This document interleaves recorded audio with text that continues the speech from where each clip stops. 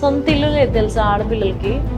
Actually topic నేను trend అయిపోయింది అనుకున్నాను. బట్ నన్ను రీసెంట్‌గా ఒకళ్ళిద్దరు దీని గురించి మాట్లాడమని, ఎందుకు మాట్లాడలేదు అని అడిగారు. I didn't know it was still trending.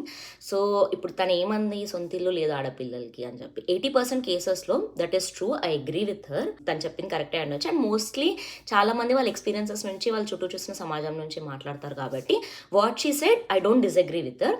But at the same time నేను దాంతో రిలేట్ అవ్వలేను. ఎందుకంటే నేను అదర్ 20% సమాజం ఏదైతే ఉందో దాన్ని చూశాను అండ్ ఆ ఎక్స్పీరియన్సెస్ నుంచి వచ్చాను కాబట్టి నేను నేను చూసిన వరల్డ్ వేరే. నేను చూసిన వరల్డ్లో ఉండే ప్రాబ్లమ్స్ నేను చెప్పనా. ఇప్పుడు ఒక అమ్మాయి ఒక అబ్బాయి whatever let's girl and boy ఇద్దరు ఈక్వల్గా ఎర్న్ చేస్తున్నారు, ఇల్లు కొనుక్కున్నారు, ఆర్ ఈఎంఐలు కట్టుకుంటున్నారు, ఇల్లు ఇద్దరు పేరు మీద ఉంది, బిల్స్ అన్ని ఈక్వల్గా స్ప్లిట్ చేసుకుంటున్నారు. బట్ స్టిల్ ఈ అమ్మాయి సైడ్ ఫ్యామిలీ వాళ్ళు కానీ అబ్బాయి సైడ్ ఫ్యామిలీ వాళ్ళు కానీ నా కొడుకింటికి వెళ్తున్నామని అంటారు, ఆర్ నా అల్లుడింటికి వెళ్తున్నామని అంటారు.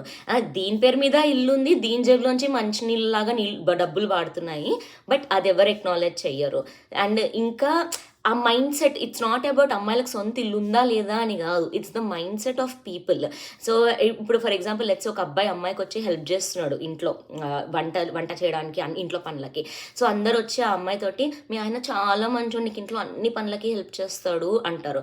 కానీ ఎవ్వరు కూడా అబ్బాయి దగ్గరికి వెళ్ళి మీ ఆవిడ చాలా మంచిది, నీకు ఫినాన్షియల్గా ఈ బిల్స్ అన్ని ఈక్వల్గా స్ప్లిట్ చేసుకుని నీకు ఫినాన్షియల్ బర్డెన్ తగ్గిస్తుంది అని చెప్పి ఎవడు అనడు. సో అదేంటంటే మన మైండ్ సెట్ అట్లుంది, దాన్ని మనం ఏం చెయ్యలేము. సొంత ఇల్లు ఉందా లేదా secondary, what they are making the women feel is what important కదా. ఇది నేను నా పర్సనల్ ఎక్స్పీరియన్స్ నుంచి చెప్పట్లేదు, నేను జనరల్గా చూసిన దాని నుంచే చెప్తున్నాను. ఇప్పుడు కొంతమంది లేడీస్ ఉంటారు, వాళ్ళు వాళ్ళ హస్బెండ్ ఇంట్లో ఉంటూ మొత్తం లైక్ వాళ్ళ హస్బెండ్ మనీ మీద ఎంజాయ్ చేస్తూ కూడా క్వీన్ లాగా బతుకుతారు. కొంతమంది అన్ని షేర్ చేసుకుంటూ కూడా టిమ్మిడ్గా ఉంటారు.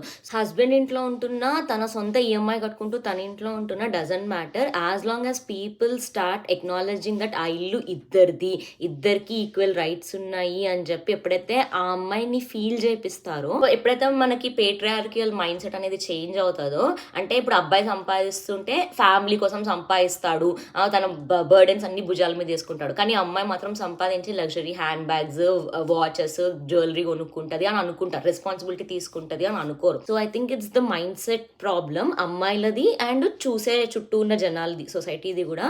The mindset should change.